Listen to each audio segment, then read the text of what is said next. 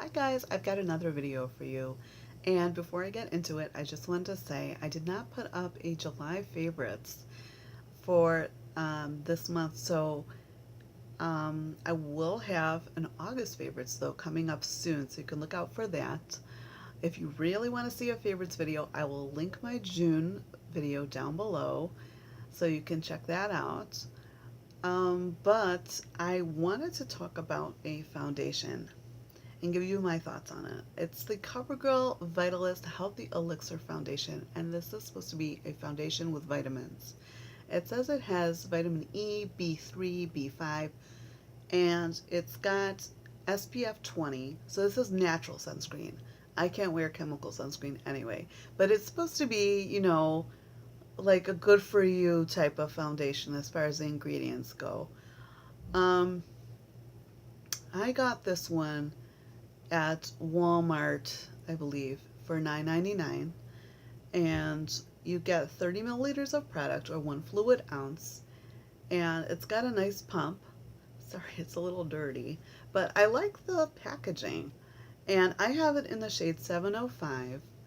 And I thought initially when I bought it that maybe I bought the wrong shade. It looked a little bit light when I first put it on, but it does oxidize just a tad so that it matched my skin tone. You don't look orange or anything like that, but just enough that it started to match my skin tone. I'm not wearing it right now. I will get to what I'm wearing a little later, but I have mixed feelings about this foundation.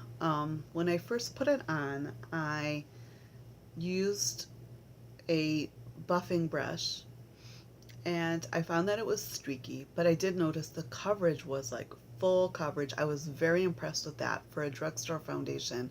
That's kind of unusual. So I didn't even feel like I needed a concealer, and which is rare. And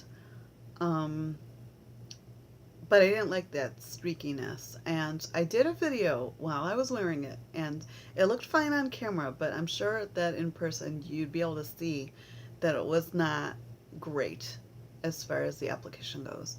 Um, and when I tried to remove it, it like left the texture of the foundation kind of on my skin. I guess it didn't remove 100% or something like that.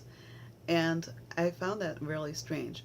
But the next time I decided to give it another chance and try a beauty sponge. So I used my Real Techniques beauty sponge, and at that time I noticed that the application was definitely much more streamlined and like it just blended much easier, but it did take the coverage down a notch or two. So instead of being full coverage, it was maybe medium approaching full. It was not quite exactly, as full coverage. So, I